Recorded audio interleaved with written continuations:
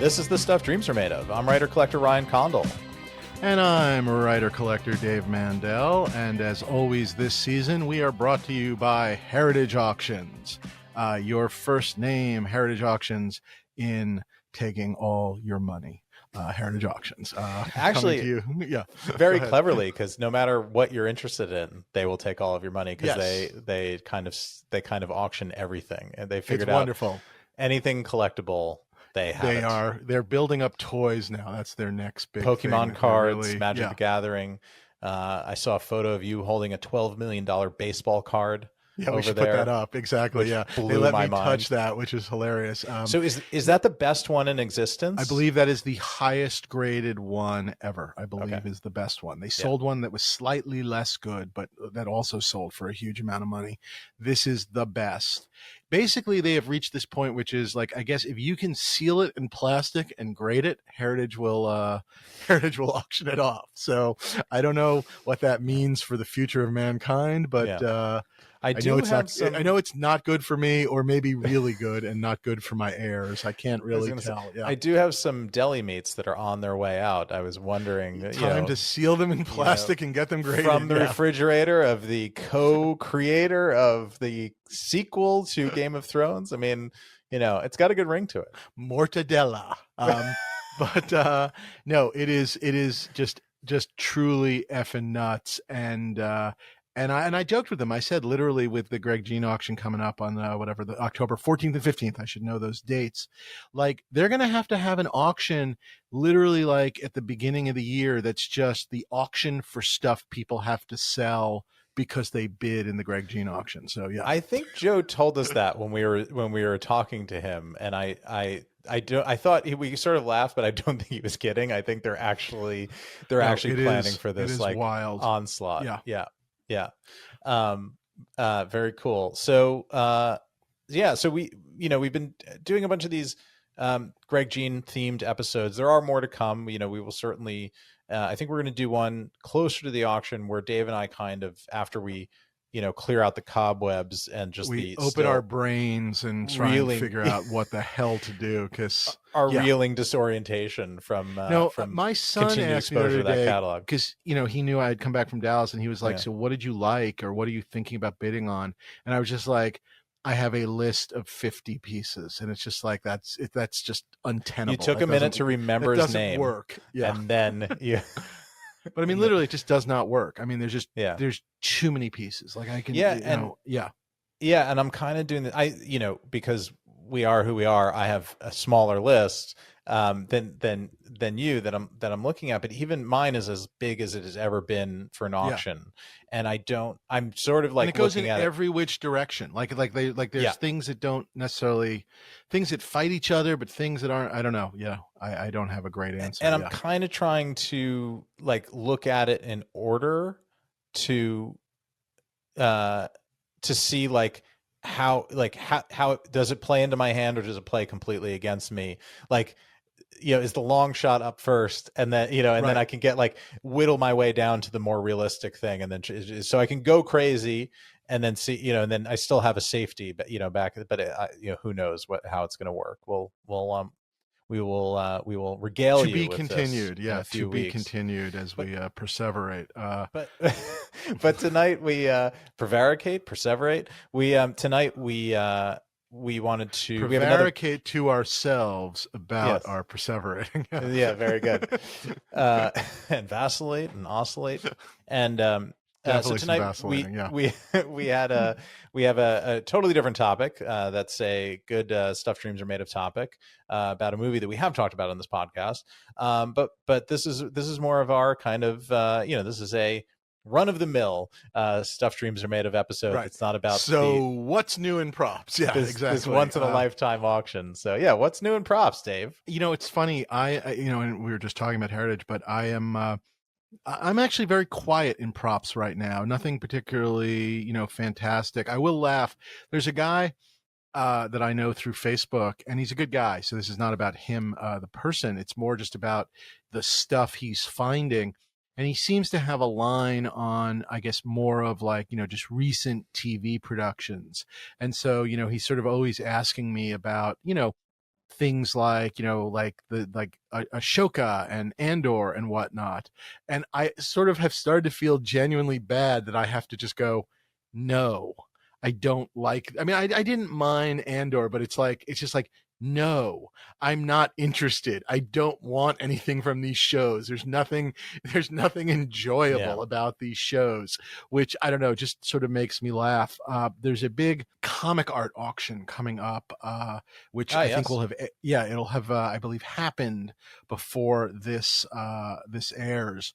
Also at Heritage, and there is one of the Star Wars covers. There were originally, in the world of Star Wars, the original adaptation was 6 issues: Star Wars 1, 2, 3, 4, 5, 6, and then issue 7, which was at the time as a kid for me mind-blowing because it started all new original adventures. I'd never seen that before, so it was a Han and Chewie adventure. And actually, the cover to 7 is something I have been looking for all my life. The cover to Star Wars 7 is just one of my favorites because I can remember that moment of like, oh my God, it's still going. New. Like the movie ended, but here's a new Han and Chewie adventure, just kind of like what I was playing in my backyard. So that Star Wars 7 has always been a biggie for me. This is pre-Empire, right? I mean, this is Empire. Oh my God, this is right as the summer the movie came out. Or I guess maybe 7 was the fall. But anyway, so there were 6 original issues, and then they split them together, and they also sort of, they put them into combos, and then they did these treasury size, which were the oversized Marvel versions. And so there was like one that had issues 1, 2, 3 in it, and then a second one that had 1, 2, 3, 4, 5, 6 in it, and then a third one that I think had all 6 of them in one, sort of almost like a trade paperback, I believe. Maybe I'm getting that slightly wrong, but anyway, that's how, at least in my mind, it was. And so this is the cover to issue 5 is coming up for auction. And I have the covers to 1, 2, 3, 6, and the Treasury Edition 1. And so I very much would like to add 5 and 4, which has never been seen. I'd like to find as well one day. But 5 is coming up, and I'm sort of, as they say, battening down the hatches because I am prepared for it to be a horrific number, which of course only hurts me, because then of course what happens is if 4 is out there and someone wants to sell 4, of course then it's like it's the same price, complete, if not more. And somewhere out there is also the other Treasury covers, and I think those are sort of great, but different than the issues 1, 2, 3, 4, 5. But of course, it just, it's this thing, this modern, I guess this is a modern collecting thing that we can all sort of talk about. It's not about comic art. It's just like every time, whether you buy a Blade Runner piece or a Star Trek piece or whatever the movie is, when you quote unquote set a record price, you are changing the market, not just for everyone else, but also for yourself. When I buy whatever it is, pick any movie in the world, if I buy, again, whatever it is, if I buy an Indiana Jones piece, I'm not buying it hoping it's my last piece. I'm hoping there's, more to come. And yet whatever that new because price we're sick is, people. Yes, changes the market, unfortunately, for the future of all purchasing. So it becomes this sort of slightly self-defeating kind of self-flagellating yes, exactly. It's definitely something I'm unfortunately thinking about as I'm thinking about this Star Wars piece, but and again, a comic art piece, but I'm not sure it's going to stop me. It's just a matter of, it's more like, oh God, might slow you down a little bit. So this would complete the set, but for 4 for you. But for 4. So I would have 5 of the 4. Yes. Okay. And please, I am well aware. 5 of the 6. 5 of the 6. Hold your letters back. I realize if I don't win this one, I will survive. I will be okay. You know what I mean? Like I don't think it's going to cause irreparable harm to my life and happiness. I just would like to have it, is the answer. So that makes sense. Those comics were big. So so 4 has never been seen, but is it known to be out there? No, it's, I guess when I truly say never been seen, to me it's not known to be out there. Like it wasn't even like, someone has it or it's buried in their collection. It's just not. Now, by the way, though, this is the kind of thing, hopefully, that maybe, again, this is the good news, bad news. Sometimes, the record-breaking price or the news item about lunatic buys Star Wars 5 for, 2 pints of blood and $1 million, and still doesn't have the complete collection. Yeah. Right. Wait a second. I've got Star Wars 4 sitting in the bottom of my bird cage. So who knows where it is? The one thing I think I do know, at least I thought I knew, is that I do not believe George Lucas has it in his collection. Otherwise, it would have been in one of the comic art books that they published. He just has never had that stuff. He has certain things, but not. I guess that kind of surprises me, given his. Yeah.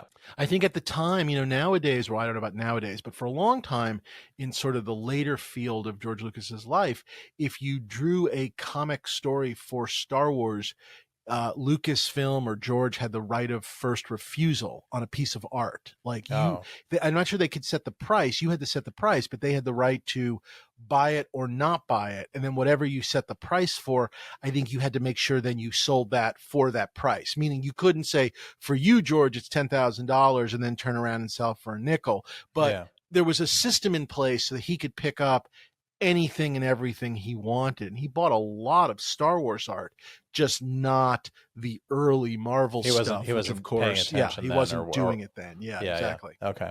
So, good luck. Yeah, we'll see what happens. I will update the world. What's new in your prop world? Oh, go ahead. I have one, but before we do, one more probing question, just because I'm always fascinated.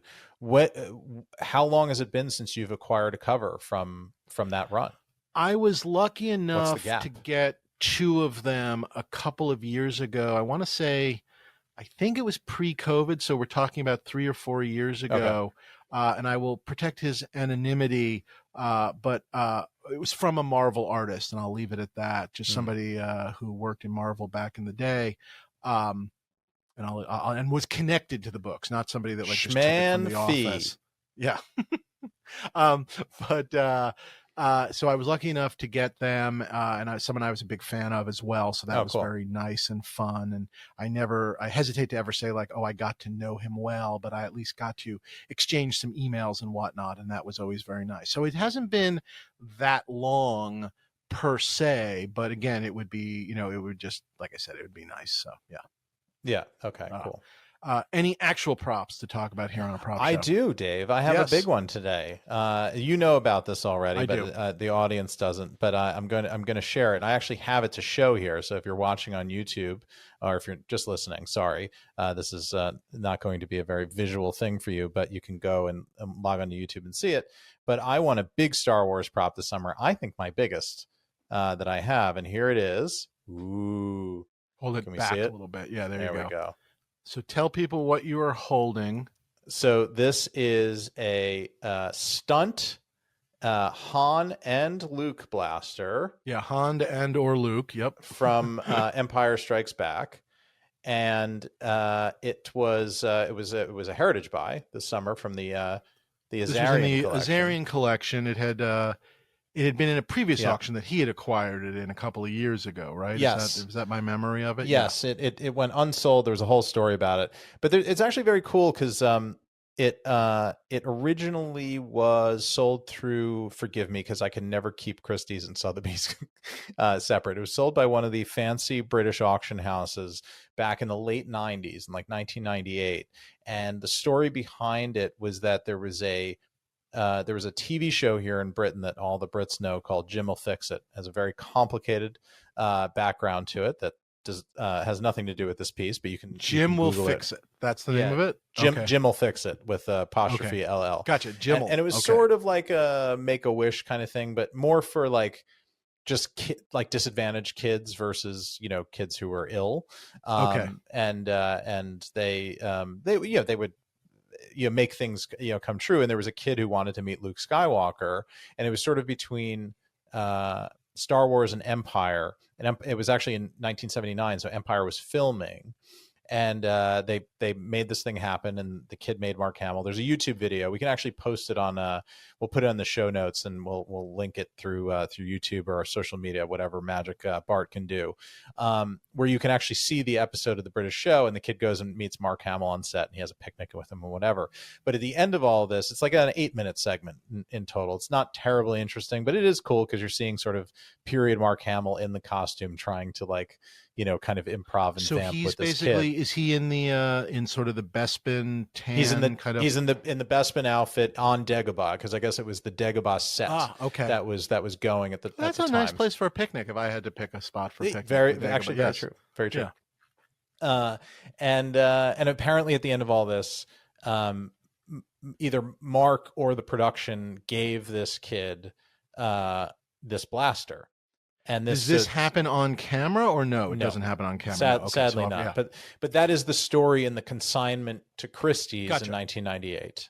And it was $1998, so it sold for not a lot of money, of course, because it was a stunt blaster. There was a poor photo of it in the catalog, but it's amazing, and it survived all this time. And I think it changed hands once or twice more, and now it's come here. It has all that provenance behind it, and there's the historic Christie's listing is all available. So it's or Sotheby's, whichever.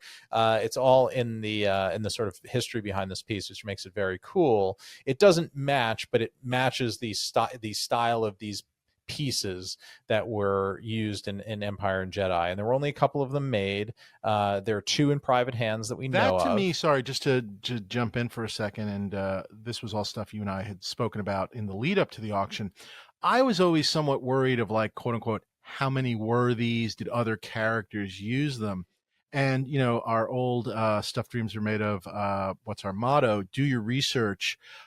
You were able to figure out pretty definitively that this was not something that, like, every guy on Hoth was carrying in the back of his of his snowsuit, because that was always my fear in the abstract. Again, without having done the research, that this was a where there are 1,000 of these. Was this just a common gun? And the answer was no. It was not. And they made basically a half dozen of these things according to paperwork. And there are 3 or 4 of them in the archive. We know there are 2 in private hands. I was helped with this research by a Star Wars expert who also whispered in my ear like the devil, saying, "Come on, do it. You need to have it." Who actually convinced me that it was actually a really, really great piece, and it's actually in wonderful condition. The other one is also great, and it's just a little more beat up and a little bit. There's more paint missing and everything. And despite being a stunt, but I will actually argue. I mean, again, this is prop philosophies.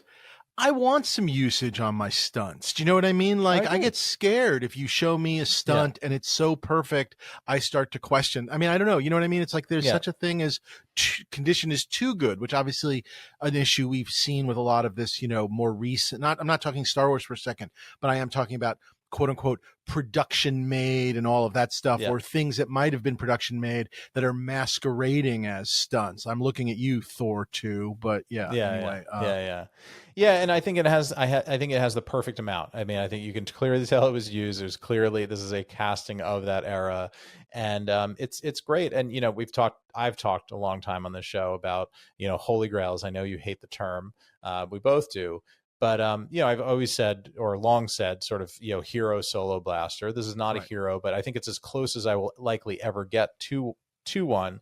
And I love it. You've been pretty close to mine. You've been standing near it. That's true. You're doing physically close? Well, you have the rule that I can only stand within, I think it's 3 meters, right? You put the measuring tape out. Well, that's not my rule. The court ordered it that you're not allowed near it too close. That's right. That's a court order the thing. The unwelcome touching of your solo blaster. But I mean, this was not something I was planning on. You don't have a long Star Wars list, and this was on it. So I think that's, And it was not something I was hunting. It just sort of appeared in front of my face one day and did not know it was coming, and just had, I only had a couple of weeks to sort of make effort and plan and research and whatever, but it came through. It was not cheap, but it could have been much worse given what it was. And I'm really thrilled to have it. And we didn't really talk about, that happened sort of in the off season, but the Azarian collection, and I don't know. I mean, obviously your piece was not cheap, as you said, but it could have been a lot worse. And I mean, this is all hindsight. It feels like that collection and that auction got a teeny tiny bit lost and buried, sort of post Commissar, pre Gene. I feel like it was, and in the sort of dog days of summer, and it was only kind of online for about 3 weeks, and sort of came and went.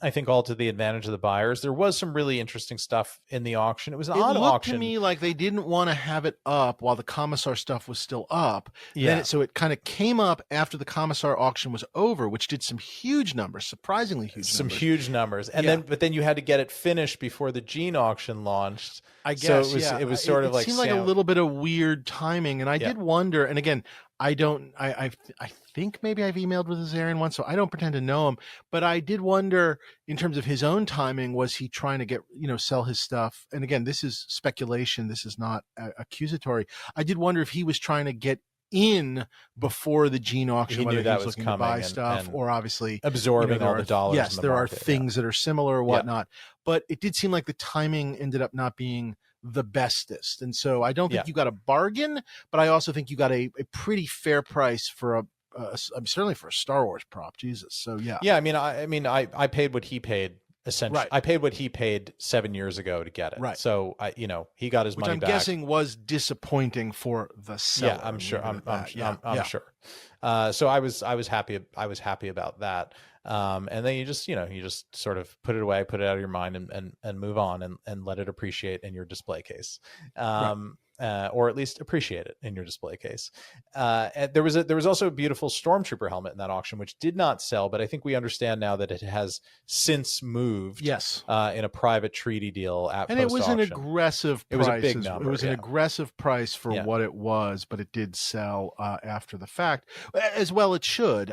Just again, not perhaps at the number that they were looking for. And again, I don't have any answers. I wonder if at a different time, in a different auction, if it not different auction place, but just simply different auction timing, if numbers could have been different for it. But yes. So interesting. But anyway, I'm really pleased and thrilled, and it was a bit of a saga to get it here and everything. Tale for another day, but it's here. It's safe now, and it's with me, and I'm delighted by it. Will you have what's the word I'm looking for? Some kind of a display made for it? Already have it. Stand. It's already. You already have it made, or it's already. Yep, I already have it. It's already sitting there. It's waiting to be put in its place on a little stand. That's wonderful. That's fantastic. Bravo you. Well done. Well, our guest today has nothing to do with Star Wars. I think he's seen it. No. But he fills to me a very important spot in the collecting world. It's something you and I have dipped our toes a little bit into, and we are certainly fans of it, and we buy them. He's an author, but he has sort of made a name for himself. He's a filmmaker as well, but he's made a real name for himself, as far as I'm concerned, in the world of making of books, and he has sort of been slowly but surely filling in the gaps of a lot of, especially the wonderful genre movies that we collect on, that have never had books, that you really are still having to search back and find old, Cinefantastique and Starlog articles. And so when these books kind of happen, it's pretty, I don't know. I love it. And I think it fills an important part of, my collecting, bookshelf. So, pretty wonderful. So I don't know. I'm excited. I'll simply say, well, let's bring him on. Welcome, John. Thank you for joining us. We've been talking about you on the other side of this, about the amazing book that you had a hand in, that I got teased a little bit with it, because it was supposed to come out, or at least it was announced for a summer 22 release. And I was like, oh, this is great. I'll pick it up at Comic-Con when I see the Titan booth. And then suddenly the date moved and I had to wait a whole year. But nobody's ever done a proper, movie book, as you know, on this great movie. So we had to wait till the 41st anniversary to get it. So it was very exciting to find, because I'm such a fan of the film, as it might be clear from what's behind me. But I I actually went through the pains of tracking down all the old magazine articles that Paul Salmon had written back in the day, and like finding copies and getting scans of them, or trading, this digital scan for that one. So I think I have his kind of run of articles as he covered the film across, American Cinephotographer and Cinefantastique and all that. So a bunch of these stories I had heard, but I think you filled in the gaps, pretty well, and also just kind of collated it all into kind of one place with a bunch of new and interesting photos. So anybody that's a fan of the film should go out and certainly grab the book. But we were very excited to talk to you about it. Is there a question, Ryan? Is there a question for him in that? That's it. You can go. Giant long opening statement. You can go. No, I was very interested in like your, he likes it too much, John. This is the problem. This is a man who just wants to it's going to be turned into like the Chris Farley show. Your book is so really, really, really, really good. Remember when you wrote that Conan book? That was awesome. I was just very curious as to how you got this job and how it came together. We were aware of your Harryhausen book. Thank you for sending me a copy. I'd actually not had that book. Dave did, but now he has another. Yeah, I didn't realize I had it till it showed up, and I went, "Oh, I've got that." So, but thank you.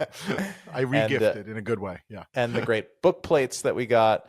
Thank you for that. But and in your documentary, so we do want to talk about that stuff. But I was just curious as to how the Conan thing came together. Well, it's great to be on, guys. Thanks for having me. Well, it simply came through the Harryhausen book. So I did that first book it came out in 2019, so just before lockdown. And the publisher said that sold very well. Would you like to do another book? And I'm a filmmaker, mostly documentaries and so on. And although I've been writing professionally for many years, not in published form, except newspapers and a few magazine articles.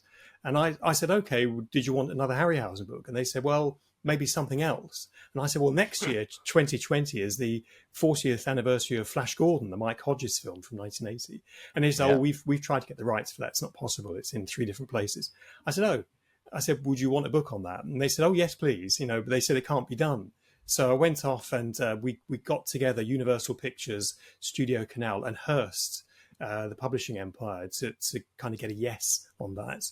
And that was really the momentum for that book. I wrote it, it came out, it did well. And it was released, I think, it would have been during lockdown. It sold quite well. So there was no signings or screenings to go with that book.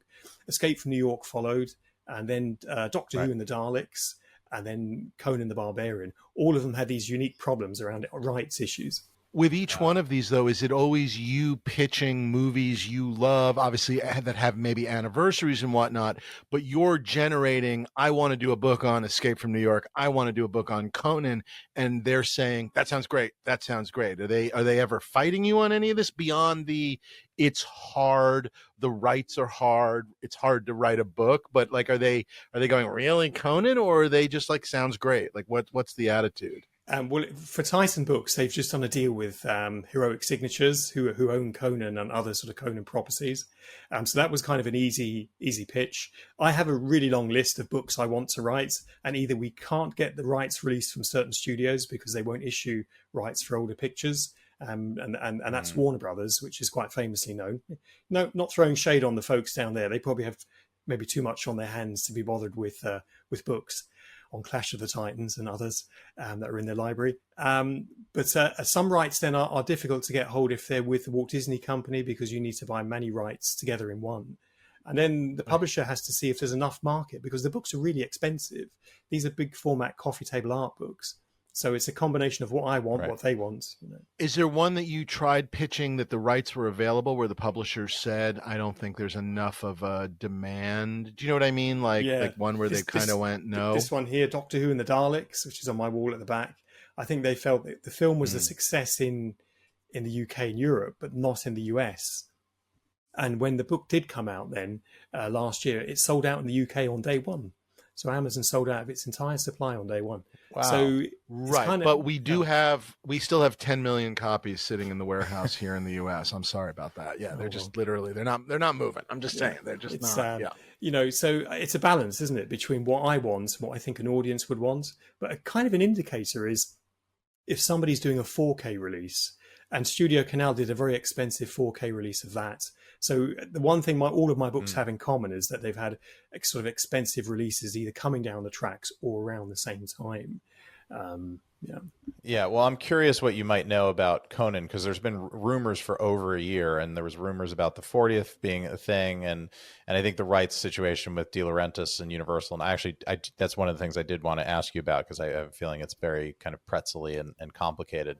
Do you know, my sense was that one of the independents had gotten the rights to do the Conan 4K, like a Shout Factory or a Kino Lorber or one of those.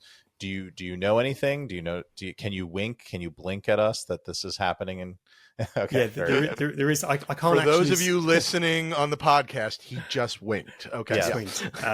I'm involved in some of the extras, so I kind of pop up and chat. Fantastic! Very cool. An essay for something coming soon. So I'm not sure if I can say more than that, but okay, great. It's very exciting. It's in the works for both films. You will to me as we stop recording, because I'm desperate for it and I do want to know. Without you two yelling at me, because I feel like I know the movie really, really, really, really well, and yet I know it's so much worse than either of you, sort of, which is a very funny thing. Like in a normal crowd of like nerdy people, I'm an expert until this podcast. Yeah, until this, but.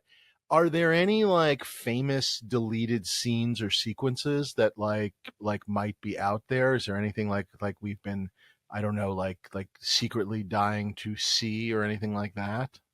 No, there's a whole issue around trims. I mean, if you know much about neg cussing and how trims are stored, I had a big chat with the folks down at Columbia Pictures for Ray Harryhausen's films to try and pick up some trims, because in Sinbad and the Eye of the Tiger, there was a suited actor playing Trog for certain scenes. They were all cut completely. And so we have photos of that, but none of the neg trims. And the folks down at Columbia said that there were no trims saved sort of from the late 1970s onwards. So once you had your married print, that was it. And the same would have happened. Gotcha. Yeah, and the same for Dino. Now, I was in touch with Dino's family for Flash Gordon, and it's a terrible state of affairs because he went bankrupt in the mid-80s for the first time. It happened twice. Studio Canal owns most of his assets from that period, except June and except Conan. And very little has been kept in terms of trims. The original neg is available. I think it's an A and B neg, so it's alternative takes on each roll, so it's quite clean. But the likelihood of finding trims in neg form, highly unlikely. The sound trims will therefore not exist because they'll only be on mag track. But there might be a U-matic somewhere. But the thing is, this film would not have had any U-matic tapes. Possibly Basil Polidorius, the composer, may have had a U-matic or two, but not of anything other than the locked print. So it's not like mid-80s when there was maybe VHSs and U-matics kicking around of alternative cuts. And we saw that for Paramount's Planes, Trains and Automobiles, lots of extra footage on the 4K. But that also was, their rough cut, on Planes, Trains was like, 3 hours long or something, really crazy like that. Yes. And it had a completely different ending and all those kinds of things. That's not the case with Conan. I mean, alternative takes are one thing, slightly longer versions of things obviously is always possible, but there's no like other heist that they cut out because the movie was too long. You know what I'm saying? There was nothing like that jumps out at you from the shooting or the script. Right? That was actually one of the things that leapt out to me in the book that did surprise me as somebody that has spent way too much time reading about and knowing about this movie, was that, it's suggested, you can shed some light on it, John, is suggested in your text in the book that Milius didn't really cut the final film. I mean, that was Dino doing it. It was Milius sort of like a la TV, like a TV director. Milius sort of delivered his cut. His contract ended, goodbye, and then see you later. And then that apparently was 3 hours long or close to it. I mean, according to the book. And then you had this great. It was funny. Your Dino quotes were like ring true in my ears, because all the Dino quotes in the book, you can just hear him screaming, no, cut it, out, and so I'm curious. I mean, I've never seen a longer version of a script. I mean, there's the famous, blueberries, we used to pick blueberries in the springtime, which I actually quite like.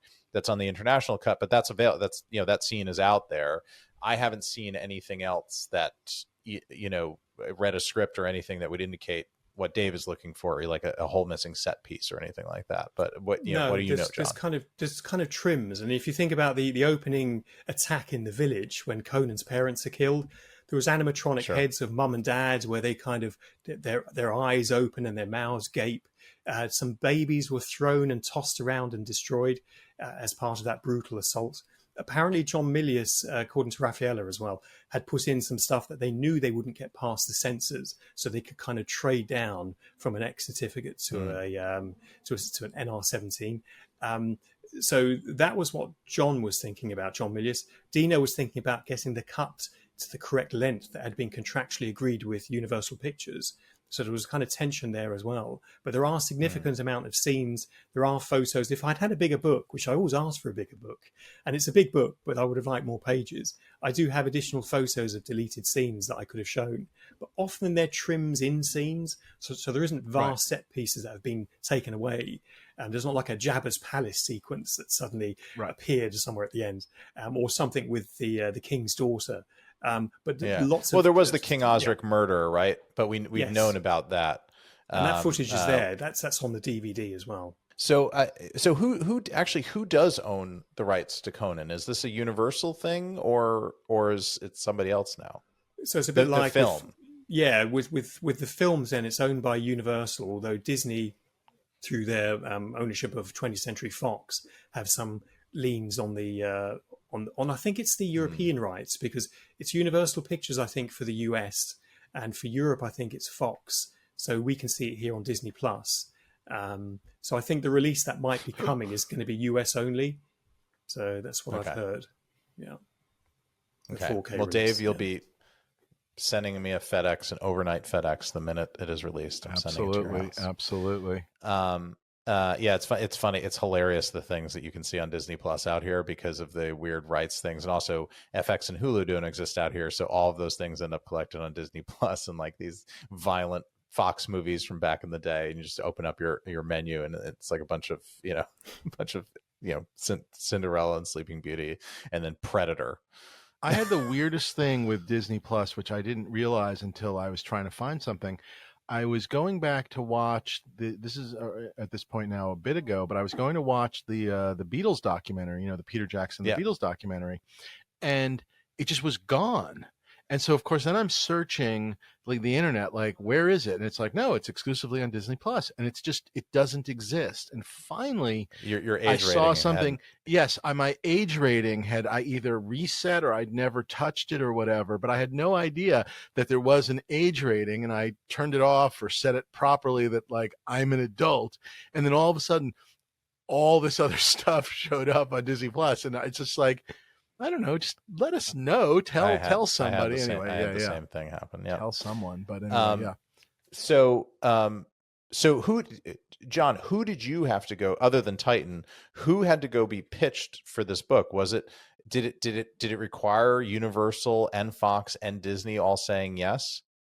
No, the main IP rights holder here is Heroic Signatures. They used to be called Cabinet. Okay, and it's owned and run by Fred Manberg. I know those guys.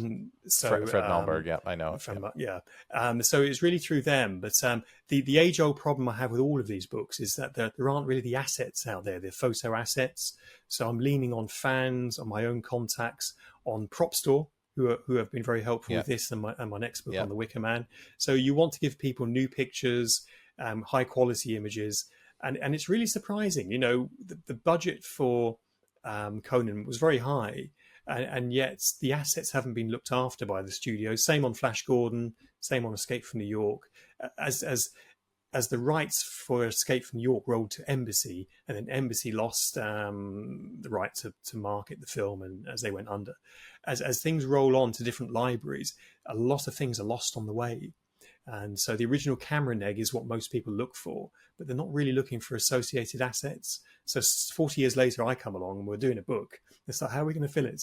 How are we going to charge people that money if there's not enough of new images?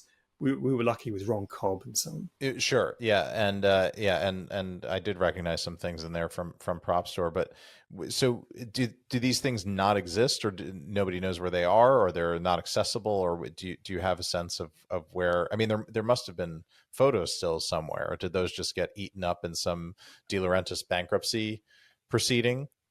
Yes, effectively. So I was asking Martha, his wife, about the props that were used for Flash Gordon and for Dune as well, and for other films. And of course, they were all big storage units. And once the creditors came in, they took and sold what they wanted. Most things, paperwork, got just dumped and trashed. Contracts, letters, memos, photos. Dino was famous for not allowing too many behind-the-scenes images to be taken, and that would involve the camera people being seen with the actors. So there'd be publicity stills, of course, because the studios would have a requirement as part of their delivery. But seeing kind of John Milius having a coffee or a cigar with your stars wasn't the sort of photos Dino wanted to show. He wanted to protect people from seeing what was behind the curtain in terms of special effects and in terms of the mystique. So it's a shame that in a way, because those pictures are harder to find. On Star Wars, there's thousands of wonderful stills of Tony Daniels coming in and out of his C-3PO outfit, and half an R2-D2 eating an ice cream, whatever it might be. So it's a harder find for these books, and you start to realize why it's taken so long. But it wasn't because there wasn't a fan interest like yourselves who want this book. It's because either the rights have been frozen in time or the assets aren't there. So it takes a fair bit of heavy lifting to bring it all together. Yeah. And how much were you able to do, for lack of a better word, quote unquote, new interviews? And who really, when you were sort of, I guess, whether it was making your list or kind of reaching out, like who were the gets for you, or who really helped you kind of bring this book together in terms of the interviews? Well, I had Buzz Feichens and Raffaella DeLaurentis, who met on the picture. Buzz was great friends with John Milius, who's quite poorly at the moment, so we exchanged emails, so that was great. Raffaella wrote the introduction for the book, the foreword. They met on the picture. The two of them are married afterwards, which was fun. So we spoke at length. And of course, getting Arnold on board was tricky because he had his own book with Taschen, and he was doing stuff with Netflix. There was a kind of a contractual thing. Also, there was some other issues around the IP rights holder, but I eventually did get hold, although he couldn't be credited in the book. So I did get hold of Arnold in the end, and we did have an exchange, and he saw what I was writing, because there are some tricky moments in the book when there's some exchanges between John Milius and Dino DeLaurentis about the suitability of this Austrian. And of course, Dino doesn't call him an Austrian; he calls him something else. And so we want to be sure that the language that was being used in the book wasn't too detrimental, and everyone was kind of on board. And so that was great. Hey, the Stuff Dreams Are Made Of podcast listeners. Heritage Auctions, our new sponsor, is putting out the Greg Jean catalog for $50. However, we've got a special offer just for you listeners. This catalog is so good. This is going to be essential reference for your bookshelf. It is so great that this catalog, which is normally $50, for you, at the link in our show information, there's a link there right now, you can get the catalog for $25, only for Stuff Dreams Are Made Of listeners. It is such a great catalog. I told them to print extra. I told them our listeners are going to buy this catalog. That's how good it is. And I guess I need to tell you that if they don't sell, I'm going to get stuck buying them all. So please click on the link and buy a catalog. $25, 50% off. Set Phaser for half off. So you spoke with Buzz, and you spoke to Raffaella. It's funny because in my long quest for my swords, which I both of those over my head I found out in the wild, as they say.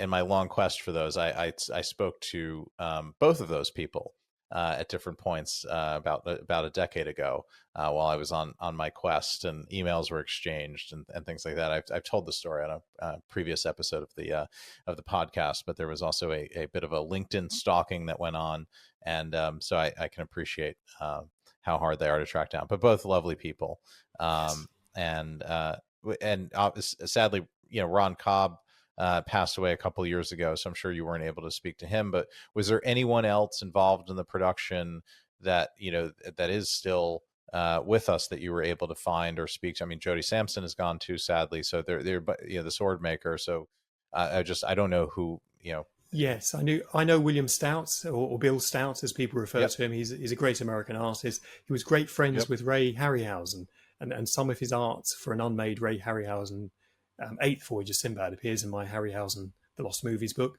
So, he was one of the first people I went to.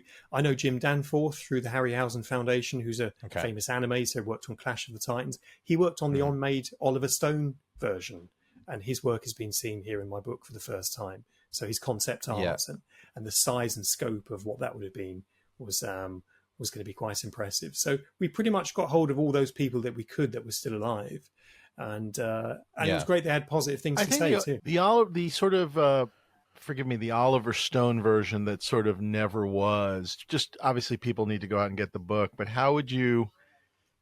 I don't know, give us a little more color if you could, because obviously he's a character, as they say, Oliver Stone. He had a vision, right? That's the best way of putting it. He did, and it was quite ahead of its time. So if we think that the film we saw in 1982 from John Milius is an action adventure with little in the way of magic, mythology, and monsters, Oliver Stone's film was much more of a Lord of the Rings with magic, mythology, and monsters. So much more in keeping with Robert E. Howard's original text for Conan. The estimates that they created, the budget estimates, showed it would have cost 2 Superman the movies, which was vastly outrageously budgeted. And so, of course, it couldn't happen. And Stone found it very difficult to cut back on the excess. So the giant hordes of mutant armies that he would have had. There was a robot sequence. There was winged harpies. So it was very much sort of Ray Harryhausen meets Lord of the Rings. And for 70s technology, in terms of time and budgets, and in terms of enthusiasm from the studios, it was too hard to pitch because it was sword and sandal with fantasy. And it was something that there wasn't a nearby comparison to say, oh, it's a bit like Samson and Delilah, but with Ray Harryhausen creatures. Right. How could you get a fix on that? And of course, Oliver Stone was hot from winning the Oscar for Midnight Express. But they took this property, himself and Ed Pressman, to many, many different people, different studios. They spoke to Ridley Scott, hoping that he might take on the mantle as director. But it wasn't to be. But it was only when Dino came on and stripped it back and saw that there was some promise in it, but it needed to be done at a more realistic level.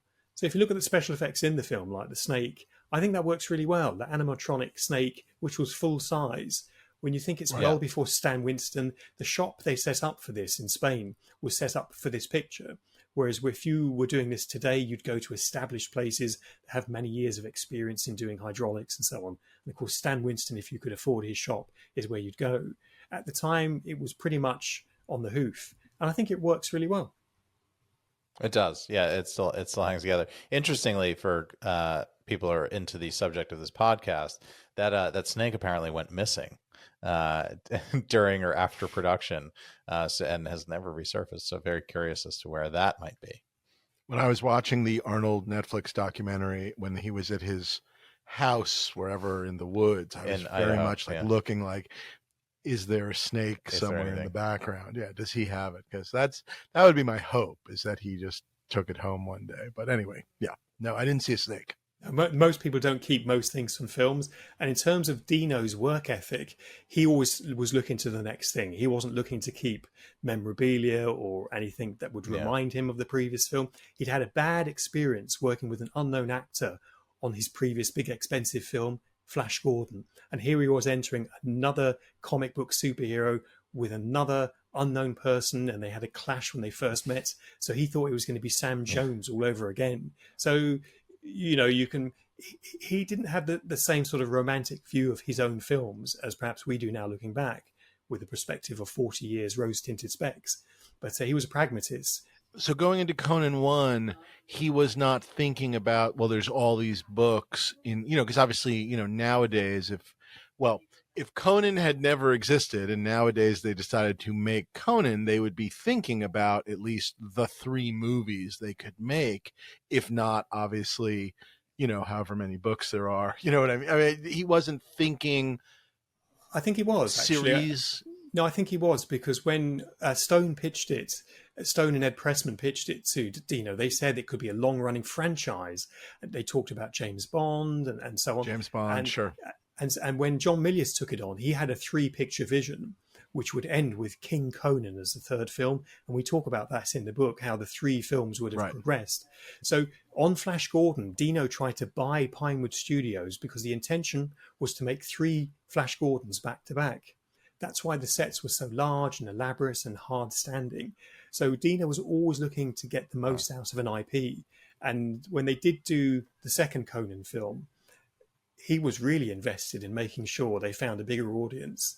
So he had his producer's hat on, thinking Conan the Destroyer would actually be the one that would kick off the series and make it more sort of family friendly. Yeah. Yeah, not the right. And Ryan, you've been working for the last 30 years on a Conan the Destroyer making of book. How is that going? That's right. That's right. No, it turns out there's no demand in America or the UK for that book, as it turns out. No, I keep getting asked. No one is interested. The fans keep asking me for that book. When's that coming?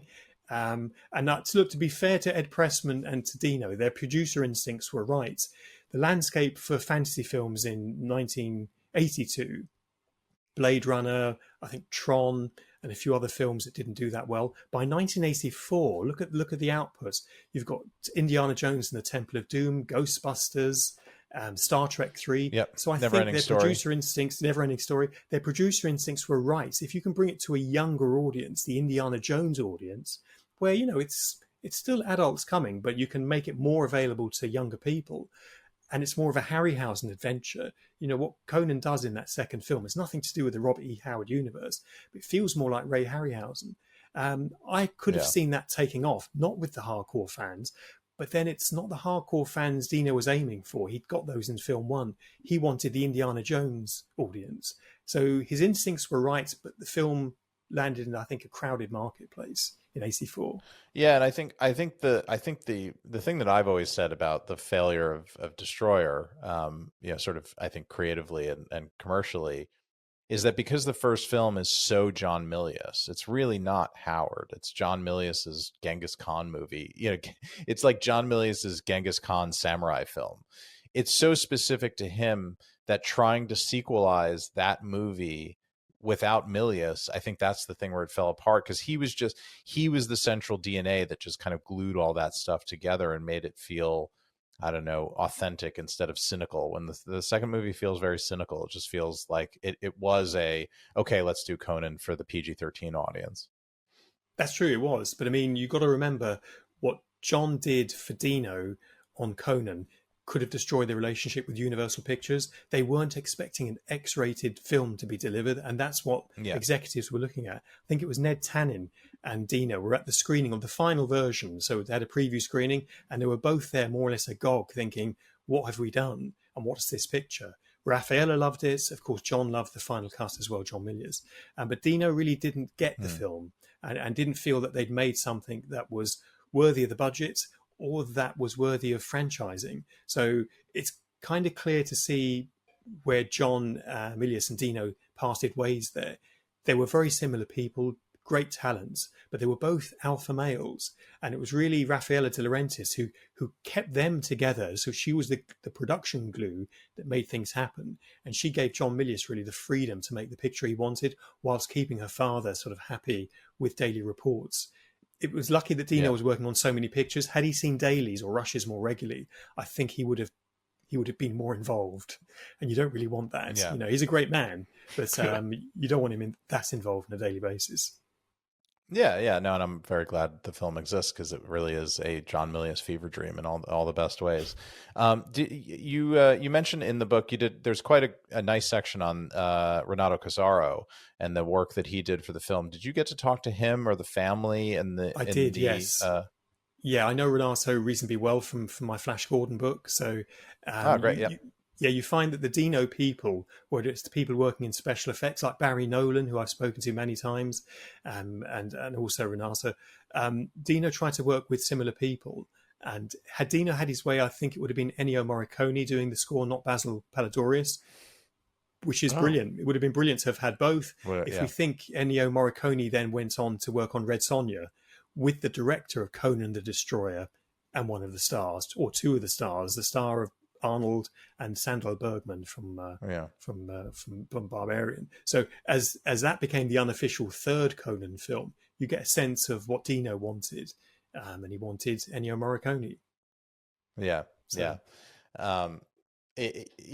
Fascinating. And Renato Casara is the artist of the famous movie poster that you see right there, and I interacted a bit with him and the family now also 10 years ago when I was trying to track down the art, and I just sort of hit them up at the right time, right place. They had just finished the sort of world tour with it, but I didn't speak to him. I spoke to him through a family member that I guess answers the emails, but I was kind of talking to him. It was just being translated back and forth. So I did get a bunch of sort of interaction. Fascinating. And what a career the guy has had. And really became the definitive action. I mean, I don't know what to call it. Action movie poster guy. I don't know. Yeah, the muscle men of the muscle men of the 80s. That he was. It was almost like they were in competition for him. Like if Schwarzenegger used him, then Stallone had to use him, and then it's like, well, no, I'll use him again. That kind of, which is kind of interesting. He's a proper fine artist too. His works hang like in the museums of Europe and that aren't movie works. He was sort of doing work as an illustrator to make money, to make a living, but he's a proper fine artist. His original pass on the picture had a severed head in Conan's right hand. So in the Conan picture behind you there, is just a clenched fist. But originally, I think we have it in the book. We do have it in the book. Like you can see the clump of hair, and it's actually a severed head. And of course, Dino was like, well, we can't put that on subways. That's not allowed.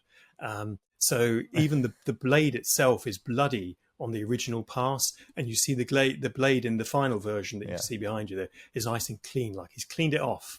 There's no blood on him. Yeah, I guess he really was just, I mean, as you put it, just trying to make a different movie, or wanted a different movie on some level, Dino. I guess he got it with the second one. I don't know.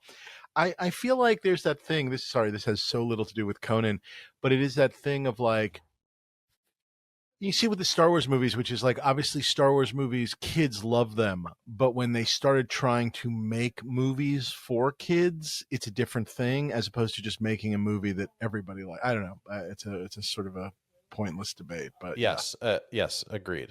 When you aim at children, I think you often ruin a movie for adults as opposed to when you just make something, I don't know, appealing. Everyone, exactly. And that's I think that's the difference between the original Star Wars trilogy and sort of everything that came after it. Is that was just made, and it like there was a lot of adult stuff in there that kids had to kind of deal with and figure out and or ignore, by the way, or ignore, exactly.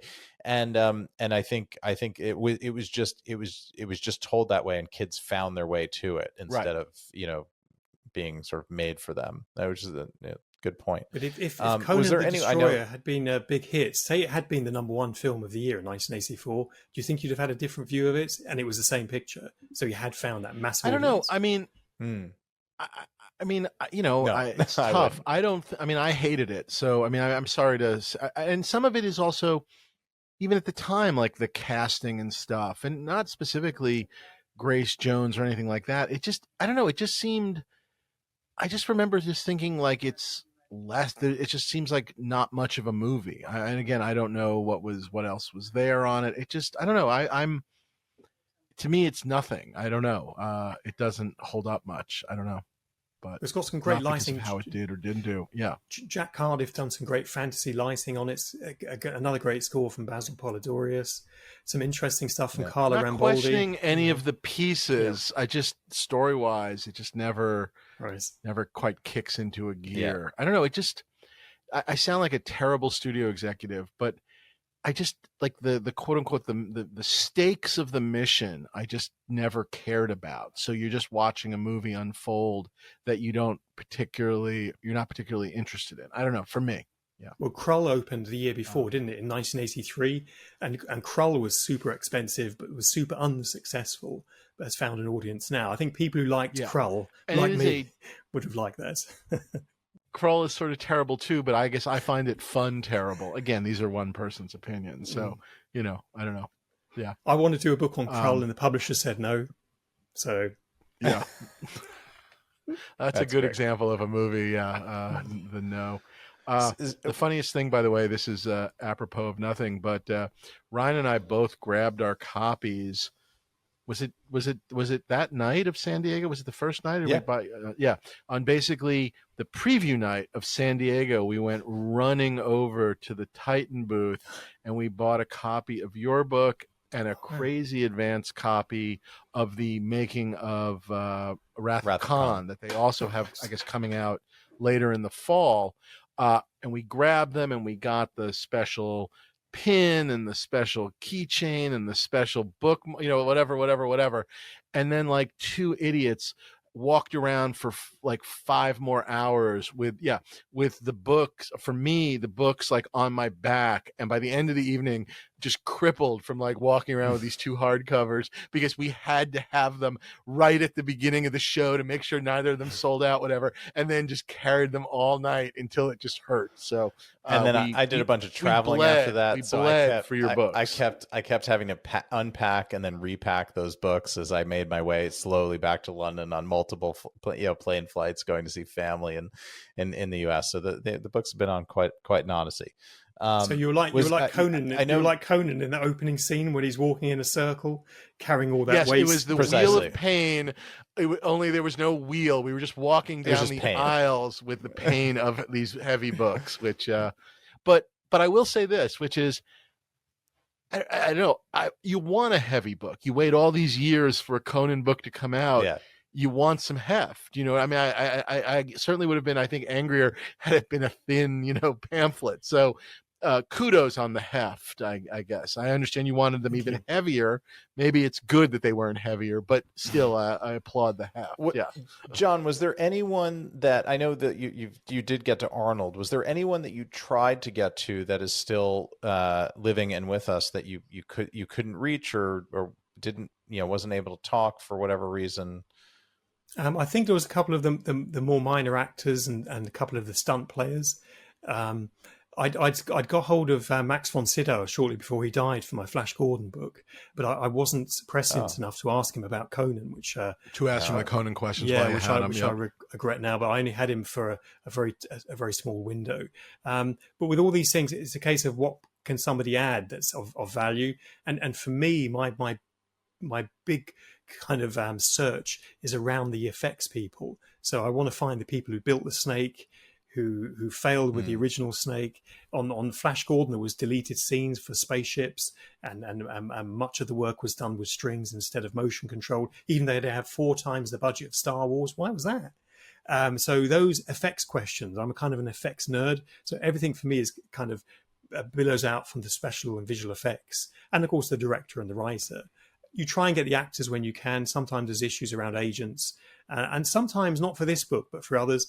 If people feel they haven't had their just desserts in terms of residuals, and that's across the board, not just performers, they'll feel kind of reluctant to talk to the new rights holder. So that's always a bit of a task to break down those barriers. I send them my other books and say, please speak to me, because this is an oral history. My work with the Harryhausen Foundation is as much a history of animation and protecting Ray's legacy as it is finding people's testimony. So often people will say the wrong thing, not be challenged for 50 years, like Christopher Lee on The Wicker Man. And you have to go back, find witnesses and try and straighten out the story. And not to accuse a great person of lying, but to get it right whilst those people are still with us. And that's been a real problem in some of these other making of books, where people have just accepted what they've been told, even if it's contradictory. Whereas with my documentary, head on, I go in and say, look, come on, guys, we've got 2 different versions of the same story. What's the truth here? So, Sam Jones on Flash Gordon had different versions of what he thought the truth was. And we managed to kind of find an appropriate middle ground, so to speak. Okay. Very good. Were you able to talk to Jerry Lopez or Sandal Bergman? Sandal Bergman, I did, not Jerry Lopez. So, again, it's simply a case of time and getting hold of people. But, look, the book is sold out officially. So a second print run is coming. So I always get the opportunity to add new photos, add tweaks to interviews. If there's any corrections, which so far Fingers crossed there aren't. But second edition will be coming out, I think, quite soon. So it's always a chance to do something new as well. And frustrating for people who've bought the first version. It's like, oh my goodness, what have you done? Put an extra photo and I've got to buy it again. But it's just to try and add some value. If you can add something extra, we did it on Flash, and I think we did it on Doctor Who as well. So. Oh, that's great. The versions. When you are, so this is just sort of an overall question, I guess, which is, and Ryan kind of alluded to it early on. Obviously, back in the day, there was obviously coverage of the Conan movie. There was a lot written. For you, when you start on these things, and as a fan in general, do you start by kind of gathering what was written and kind of, is that your starting point, so to speak, in terms of like, let's see what was written, what questions are jumping up, or are you trying to go in fresh and sort of, if you will, forgive me, redo some of that research, from back in the day, or a combo? I'm just curious, how do you start? If it's a film that I have lots of questions about already, I kind of go in with that bag of questions. I will read all of the other material if it's a witness testimony, but I won't take it as good enough to put in front of the jury, if you will, because a lot of it's conflicting, a lot of it's inaccurate, or hasn't been sourced and doesn't have kind of separate citations. So I look at everything to get a rounded picture, and I'll go back to people and say, look, you said this in the past, but you also said that as well. They can't both be right. Which is it? So I look at everything and listen to everything and watch everything, but then I have to kind of take a stance on it, and often it's one that's not popular. As I mentioned about The Wicker Man, I'm going to be in trouble when fans read that, because I'm going to contradict 50 years of Wicker Man lore around what really happened to the film and the behaviour and so on. Right. So I'm waiting for the backlash on that. I've asked the publisher to send you through copies of that. It's not out until the end of October, but it's another sort of big. Oh, very cool. Oh, fantastic! Thank you so much. Sort of whoa, that's another big. Wow. Yeah. So it's kind of interesting, because originally these books, before I started doing them, Tyson did wonderful books on films like The Dark Crystal and Labyrinth. But they weren't always challenging in the way that if I was making a documentary and I had everyone gathered and I was able to question and go back and challenge. So I've tried to do that with these books. And I think that's perhaps why people have read them and been a bit more excited, because the information from before, of course, has to be there. But we want to try and give you as much new information and new images as possible, and suggest, what might have happened in terms of legacy and why things have turned out the way they have. Because you have that 40 years perspective as well. People can look back and be different people. Dino and Arnold really clashed to the point of nearly clashing fists. But within a few years, Dino and Arnold had a wonderful relationship. Arnold considered Dino DeLaurentis a second father and spoke about that publicly. So they had a really close relationship. They were very similar alpha male type characters. So it's kind of satisfying to bring positive information into the books as well. And generally it's positive energy we're bringing as fans to read these books and to rewatch the film after 40 years. So we look at films today that are coming out and you kind of ponder, in 40 years time, will there be someone like a John Walsh, maybe me in my sad final days, writing a book about that film that's just come out? And it's kind of hard to pinpoint which films those will be, really. Well, these days it seems very hard to figure out which films those will be, because mainly there are no films. But yeah, there's that too. Yeah. Yes, and timelessness is a thing that feels like it's being lost by the decade. This is a semi-generic question, but I am curious about it, which is, in all of your work on the Conan book specifically, what was the most surprising thing you discovered on this book? Like, just, and it can be in any department, anything. Was there anything that you just were kind of like, whoa, or just really either changed how you saw the movie or the production process or whatever? But that question. The one that first jumps to mind is this one. It's quite niche. It's that Dino wouldn't allow for a stereo mix, even though the film was in theatres in 1982 and had quite a large budget. So we go into the details of why he wouldn't agree to a stereo mix. Most theatres were still playing optical stem mono, but many theatres did have a double track stereo after Star Wars in 1977. So there's a long time from Star Wars to a Conan in '82. That really surprised me. And the film had a decent budget, and Dino liked to spend, so he wasn't shy of making sure that it was up on screen. So, and Flash Gordon was in stereo. The mix for that was stereo. And that was in 1980, 2 years before. So I think it surprised me. I think it was part of how Dino felt unconfident about the locked print. And so we're not going to go stereo sound. We're going to try and batten down the hatches. We're going to hope that we can overcome this and still do things with Universal Save Pictures. as much money as possible in these final, just like whatever money doesn't need to be spent, just don't. Yeah. Wow. There is a 5.1 mix that's been created now, but it's from audio sources that are mono. I think that was to me, the most fascinating thing about it was finding out how little confidence he had. Like, just like the movie for him, I don't know, not his cup of tea. I'm not sure what to call it. It just seemed like, it's not that he hated it. He just didn't, as you put it, kind of didn't get it. Yeah, didn't get it. Yeah. Which is, I don't know, so strange to me, but that was most shocking to me. Yeah. Yeah.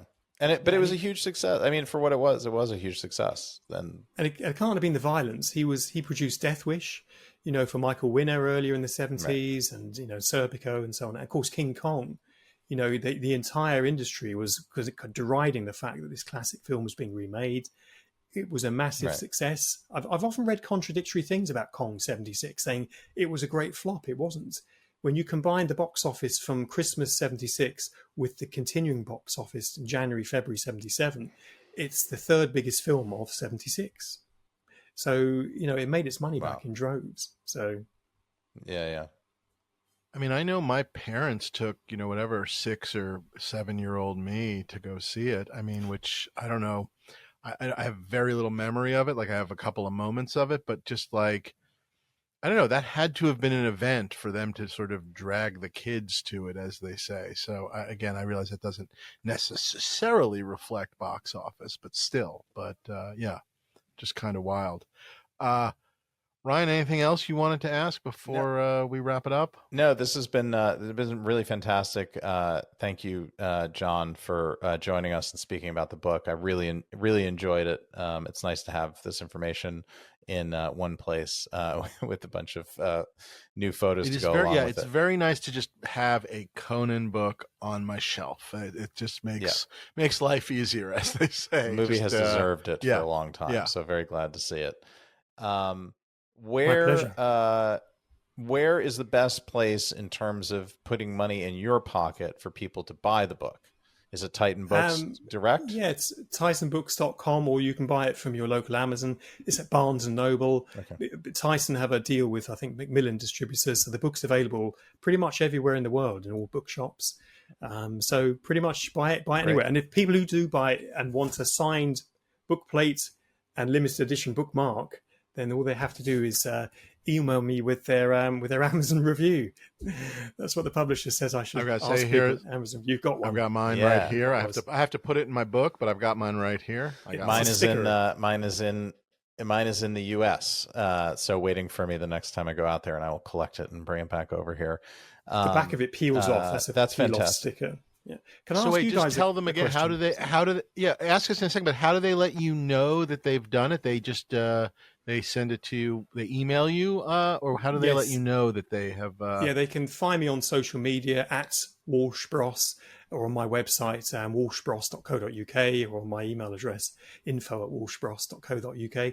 And just send me a screenshot. If you Google John Walsh filmmaker, and all that info's in the show notes. All that info's in the show notes. So yeah. So the question I had for you chaps was, Ryan, what did you want to ask us? Yes. What film book would you most like somebody, if not me, someone to write? Which film is missing its big book? Oh, that's a good one. That's a great question. I've got two. I'm just thinking if I'm missing it. I'm going to answer this, and then I'm sure instantly just be like, oh, why didn't I say blank? Yeah.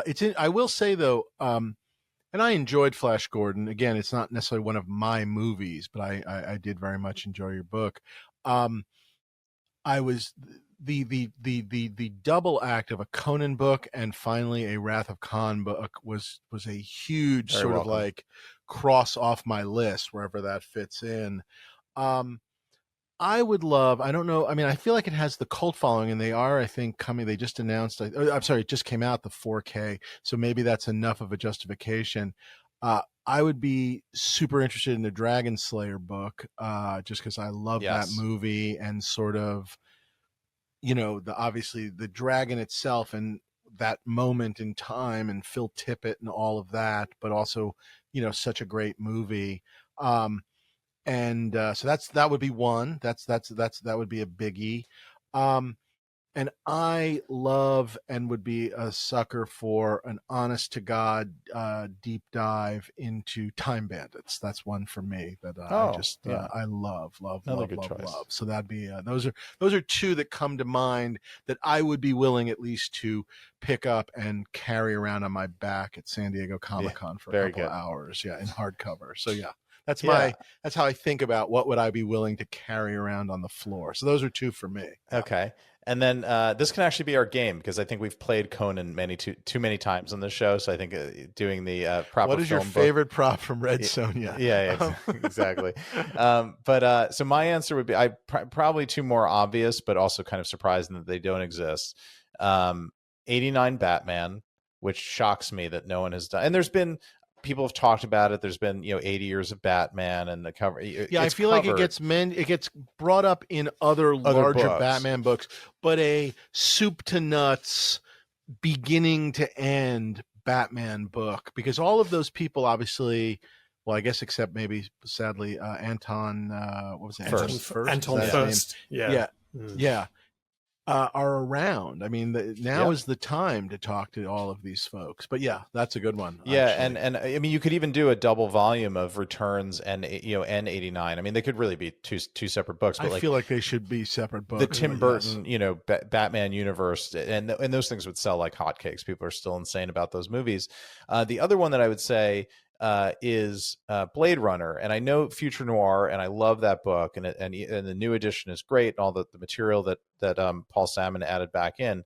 But what it needs is that's a sit down and read it on the plane sort of book. What it needs is a proper sort of, I don't know, Toshin treatment or Titan Books treatment. With that. Coffee table book with a large format, a visual book as well as with the photos, here's the story. Yeah. All those books are on my long list, but the Warner Brothers won't allow for Batman, Superman the movie, Gremlins, Clash of the Titans as part of the MGM library. We've asked, they said no. Yeah. So, which is a shame. And they have their own book divisions, and they're not even willing to do them. Like, I mean, I understand if they said like, I understand if they sort of was like, we don't want Titan Books in here or whatever. But what I don't understand is, they have a company, publish your own book then. I mean, just again, why no book? Anyway, I realize we're not going to solve that. What are you, I know you mentioned The Wicker Man, which is very close. Have you started on the next one? Are you allowed to say whatever the one that's currently on your desk is? Like the one that doesn't necessarily even have a cover yet? What are you in the middle of? They won't let me say. So I've been offered. Can you give a terrible hint? So I've been offered 3 books, one of which is having a 50th anniversary in 2025. So if you have a look at the films from 1975, that'll give you an idea. And it's kind of a bit like The Wicker Man, but not. No, and not Jaws. No, because sadly Jaws has been done. Okay. Jaws 3 hasn't been done, or Jaws 2. Yeah. But you never know. Movies 1975. Rocky and this is going to be the are you going to do the retinal thing with me that they do in Blade Runner, where if my right now it's like if he moves, I'm just looking to see if anything jumps really like out at me. So are you going to take all 3 75 of these? Is a very strange year for movies. That's what I'm really going to tell you. That's what I'm learning. There's got to be a Bond film in there, right? There's a Roger Moore Bond film in there. I don't think it's Barry Lyndon, although that would be interesting. Oh. I'm trying to think genre. There's a lot of interesting movies, but I'm not sure quite genre. I don't think I'm finding it here. This is not the best way of doing things. So anyway, are you doing all 3 of those books, or do you have to kind of pick the next one to pursue, John? I always say yes to everything, so I'll probably end up doing all 3. And I work quite fast as well, because I'm used to doing stuff with cameras and contributors and so on. It's much faster to do a book than it is a documentary in many ways. In a way, this is like compiling all the information together, but instead of filming, we're popping it into a book, which is great. Great. Well, this has been wonderful. Thank you for all that you do for film nerds like us. Go buy John's book. Buy all of his books. I know Amazon.com. You're not writing. I was just going to say, I know you're not necessarily writing "quote unquote" prop books, but these books, these making of books, I find always really enlighten the prop community in a wonderful way, just in terms of both your reference photos, but also invariably story-wise, something, I don't know what else to say, sheds a light on a prop in a great way. I always appreciate that fact. So I find these sort of making of books sort of essential to my prop library, even though they are not necessarily prop books. So anyway, wherever that fits into to your world. Reference library essentials. Yeah. Thank you very much. I'll get them to put that on as a quote across the cover for Please the second edition. Yes. Yeah. Perfect. Thanks so much. Cheers, guys. Thanks for having me. I appreciate it.